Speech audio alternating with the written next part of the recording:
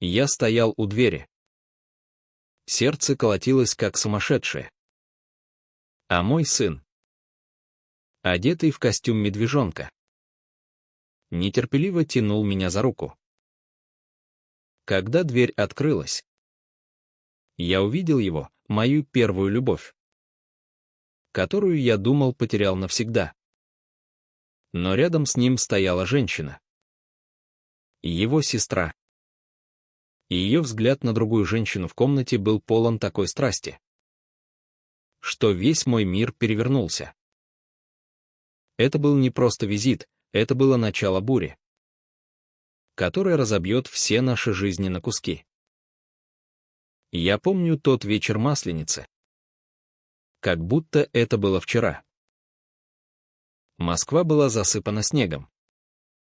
Улицы сияли огнями, а воздух пропитан запахом блинов и горячего чая. Мой сын, Миша, 6 лет от роду, прыгал от возбуждения, сжимая в руках маленькое ведерко для угощений. «Папа, пойдем быстрее. Дед Мороз ждет!» — кричал он. И я улыбался, стараясь скрыть свою усталость. Я, Алексей, 35-летний гей-отец-одиночка, воспитывал его один после того, как моя бывшая жена ушла, оставив меня с ребенком от нашего фиктивного брака. Она знала о моей ориентации, но общество в России не прощает таких ошибок. Мы жили в маленькой квартире на окраине, и Масленица была нашим редким праздником, временем, когда можно забыть о проблемах и просто радоваться. Но в тот год все пошло наперекосяк.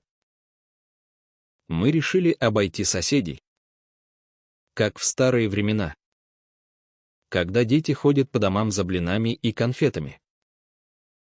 Миша настаивал, чтобы мы зашли в старый район, где я вырос. Там живут волшебники. «Папа», — сказал он. И я, нехотя, согласился. Первая дверь — ничего особенного. Вторая — старушка угостила нас пирогом. Но третья. Это третья дверь. Она была в старом доме на Тверской, где я не был лет 15. И я постучал. И время остановилось. Дверь открылась. И передо мной стоял он, Дмитрий. Моя первая любовь. Тот самый Дима, с которым мы тайком встречались в студенческие годы, прячась от всех. Его глаза расширились от удивления. А потом он улыбнулся той самой улыбкой, которая когда-то сводила меня с ума. «Леша! Боже! Это ты!» — прошептал он. Миша пискнул: «Дядя, у вас есть блины». Дмитрий рассмеялся и пригласил нас внутрь. Комната была уютной, с елкой, хотя Новый год прошел, и блинами на столе. Но там были и другие, его сестра Анна. Красивая женщина лет 30, с темными волосами и пронизывающим взглядом. И ее подруга, Ольга. Блондинка с мягкой улыбкой. Мы сели за стол, и разговор потек, как река. Дмитрий рассказал, что женился, но развелся. Теперь живет один. А ты, сын? Вау! Леша, ты изменился, точь. Я соврал. Сказал, что вдова. Не готов был раскрыться. Миша болтал с Анной. А я заметил, как она смотрит на Ольгу, не как на подругу, а с той интимностью, которая знакома мне по себе. Их пальцы соприкоснулись под столом. И я почувствовал укол ревности. Нет. Любопытство. В России быть геем — это риск. Но лесбиянки — это еще табу, скрытое за фасадом дружбы. Вечер шел. И Дмитрий предложил выпить. «За старые времена», — сказал он. И наши глаза встретились. Вспомнились те ночи в общежитии, когда мы шептали друг другу секреты, прячась от мира. Но теперь все изменилось. Анна и Ольга ушли в другую комнату. И я услышал их смех. Слишком близкий. Дмитрий заметил мой взгляд. Анна. Она особенная. У нее своя жизнь. Я кивнул. Но внутри буря нарастала. Почему он не сказал правду? И почему я чувствую, что это коснется меня? Мы ушли поздно. Миша уснул у меня на руках. Дома я не спал, думая о Дмитрии. На следующий день он позвонил: «Приходи один. Без сына. Нам нужно поговорить». Сердце заколотилось. Что ждет меня? Возрождение старой любви или новая боль? Я пришел к Дмитрию на следующий вечер, оставив Мишу с соседкой. Дверь открыла Анна. Ее глаза были красными, словно от слез. «Проходи. Леша. Дима ждет». В комнате царил хаос, бутылки на бумаге. Дмитрий сидел на диване, сгорбленный.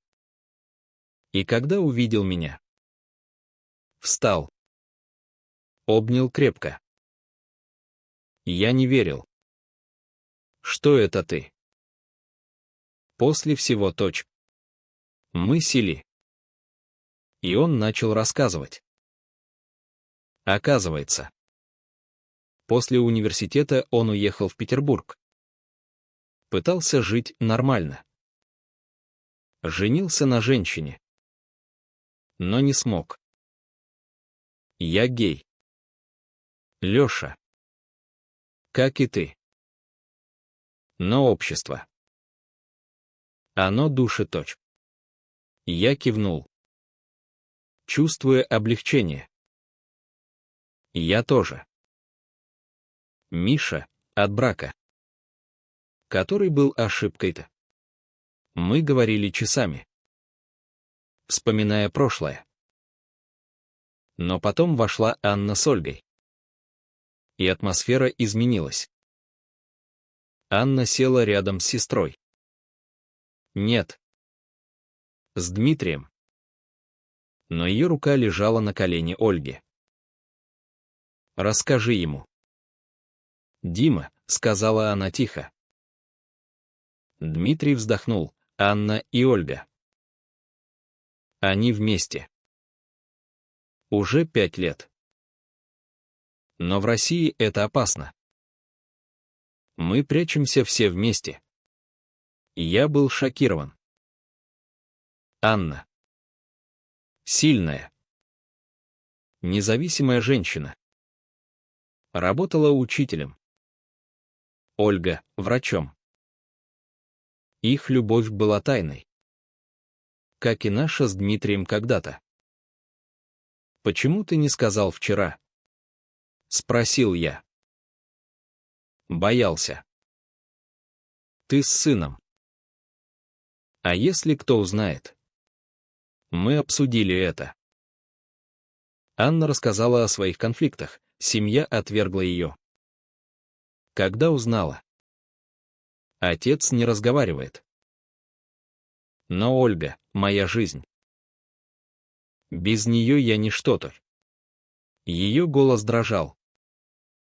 Глаза блестели. Ольга добавила, мы боремся каждый день.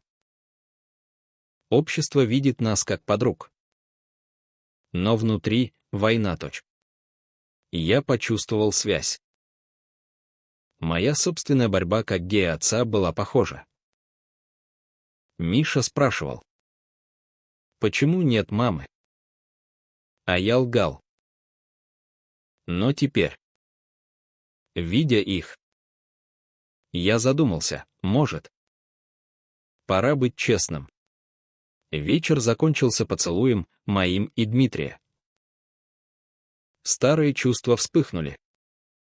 Но с ними пришла тревога. Что, если это повлияет на Мишу? На следующий день Анна позвонила. Приходи с сыном. Пусть он увидит нормальную семью. Нормальную. В России. Мы стали встречаться чаще. Миша полюбил тетю Аню и тетю Олю. Они играли с ним. Пекли блины. Но внутри меня рос конфликт. Дмитрий хотел быть вместе.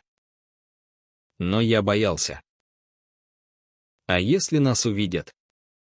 Работа. Сын-то.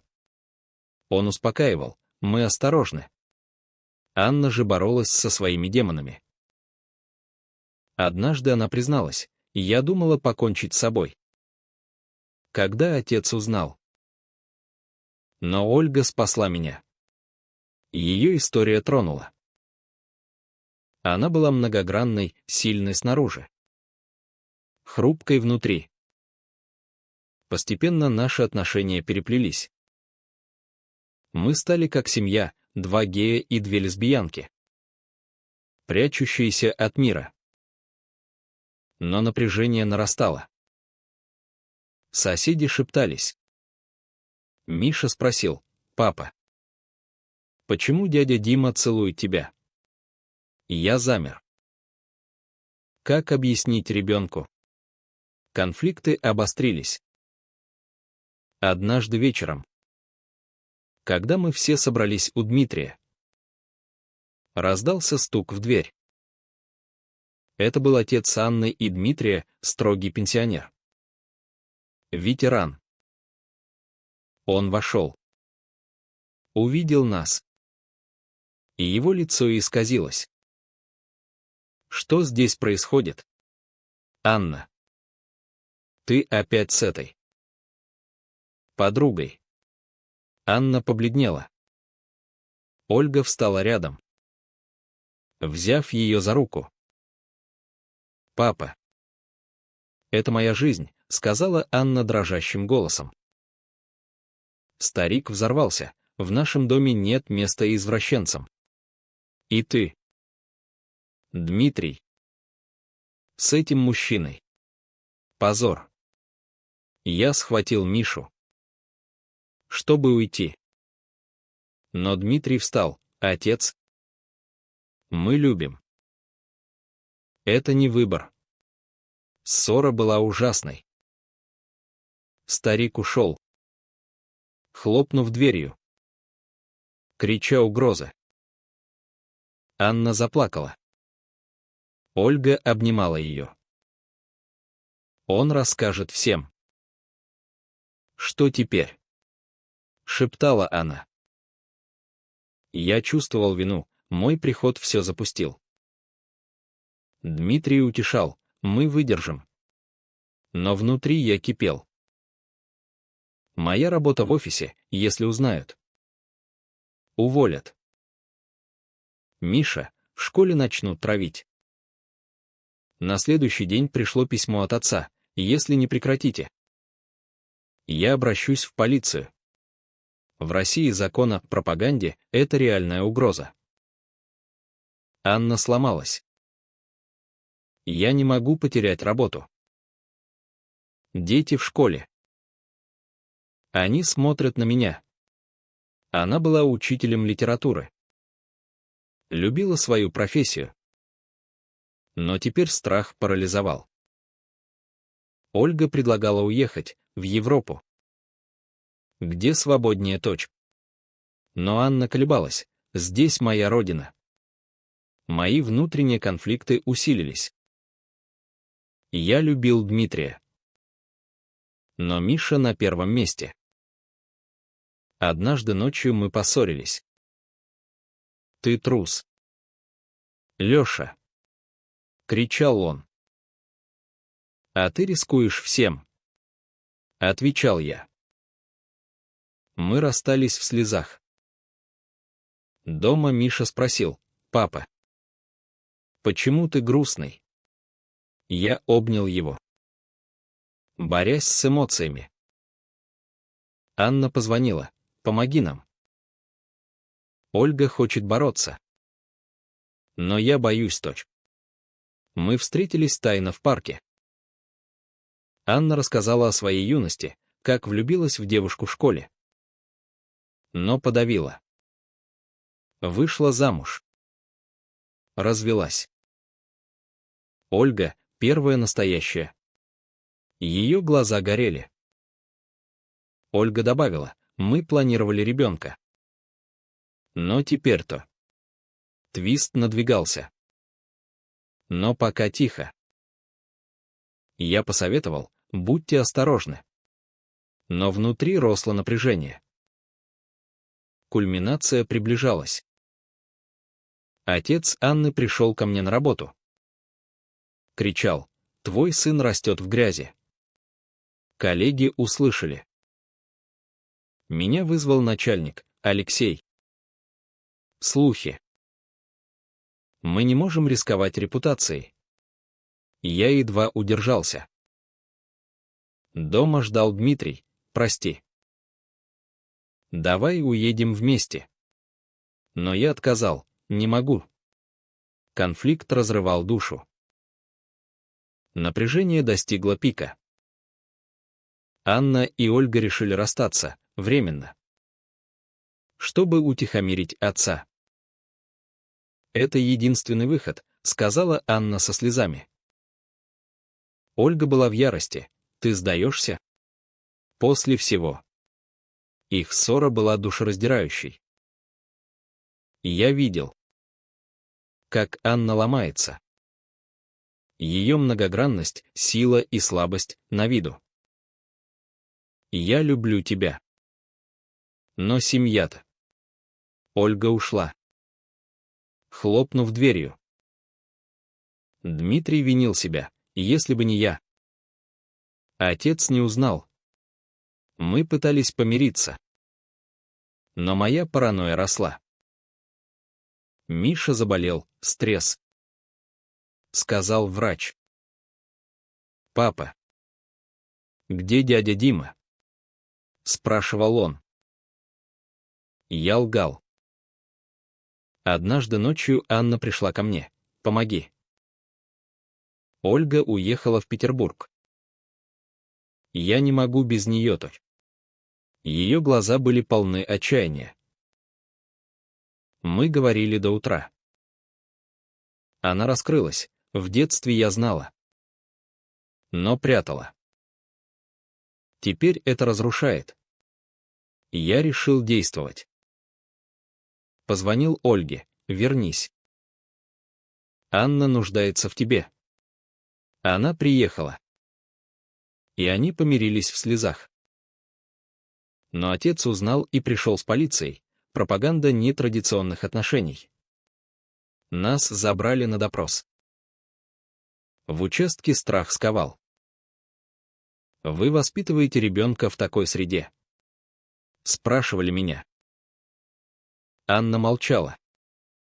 Ольга спорила: любовь не преступление. Нас отпустили с предупреждением. Но ущерб нанесен. Моя работа под угрозой. Дмитрий предложил план: уедем в Грузию. Там терпимее-то. Но Анна отказалась: я останусь. Борюсь, точь. Ее решение было поворотом, она выбрала любовь. Твист раскрылся, оказалось. Анна была беременна от донора. Планировала с Ольгой. «Это наш ребенок», — сказала она. Шок. В России лесбиянки с ребенком — скандал. Я был ошеломлен. «Как вы спрячете?» Ольга улыбнулась. «Как ты с Мишей?» Наши жизни переплелись крепче. Но последствия — отец отрекся. Соседи отвернулись. Миша спросил, «Тетя Аня будет мамой?»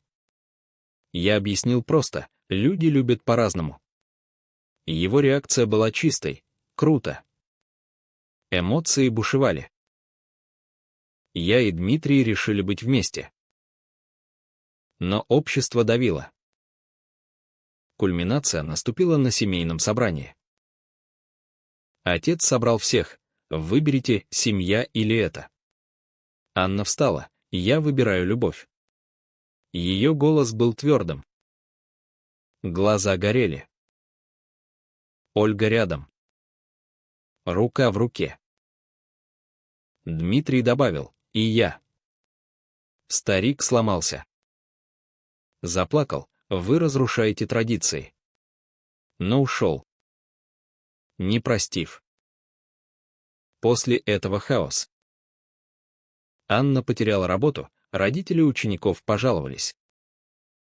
Извращенка учит детей. Ольга поддерживала, найдем новое. Их любовь крепла в беде.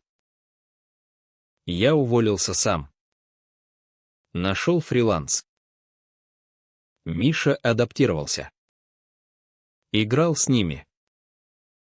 Но внутри меня буря, страх за сына. Твист взорвался, оказалось. Моя бывшая жена вернулась. Узнала о нас. «Ты не заслуживаешь Мишу», — кричала она в суде. Битва за опеку. Анна и Ольга свидетельствовали, он хороший отец. Судья. Строгий. Но справедливый, ориентация не основание. Я выиграл. Но цена — нервы. Эмоции переполняли. Анна родила дочь, тайно. С помощью друзей. Назовем ее Надя. В честь Надежды. Мы праздновали тихо. Дмитрий и я, теперь пара официально. В нашем кругу. Но общество реагировало жестко, угрозы в соцсетях. Анонимные звонки. Анна изменилась, из хрупкой стала воительницей. «Я напишу книгу о нас», — сказала она. Ольга кивнула. Вместе. Их отношения — пример силы. Мои с Дмитрием — возрождение. Миша рос счастливым. Но последствия реальны — изоляция. Борьба. Годы спустя все устаканилось. Мы переехали в маленький городок под Москвой, где меньше глаз. Анна и Ольга растят Надю. Миша — их брат. Дмитрий и я вместе. Помогаем. Конфликты утихли. Отец примирился перед смертью. «Простите меня». Анна стала активисткой. Тихо борется за право. Ее книга вышла анонимно. Тронула многих. Ольга — успешный врач. Их любовь — якорь. Мои эмоции утихли. Но воспоминания живы. Твист в конце. Оказалось. Первая любовь Дмитрия была не только мной, в юности он скрывал связь с женщиной. Но понял себя. Но это укрепило нас. Жизнь в России сложна для нас. Но мы выжили. Любовь побеждает. С шрамами. Миша вырос. Знает правду, папа. Я горжусь тобой-то. Конец, не сказка. Но реальность с надеждой.